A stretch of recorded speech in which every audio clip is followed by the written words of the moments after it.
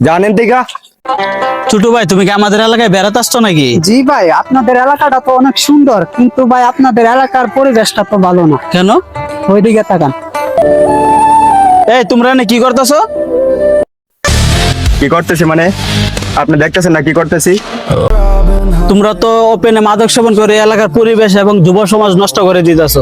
তোমরা এগুলো কার মাধ্যমে করো? কার মাধ্যমে করি মানে? আমি এই এলাকার চেয়ারম্যানের ছোট ভাই, আমি যা ইচ্ছে তাই করব। আপনি এখানে জ্ঞান দিয়েন না। জানেন দিঘা?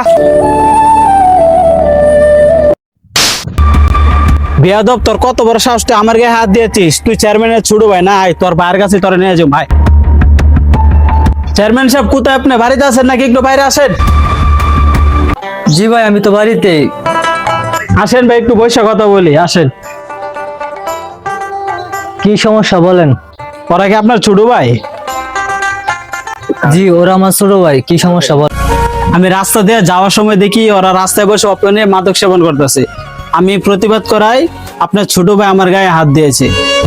আপনি দেখেন ওদের বয়সটা বা কত হয়েছে। এই যে একটা ছেলে দেখেন নেশা করে, চেহারাটার কি একটা অবস্থা। এভাবে দিন দিন আমাদের যুব সমাজ ধ্বংসের দিকে চলে যাচ্ছে।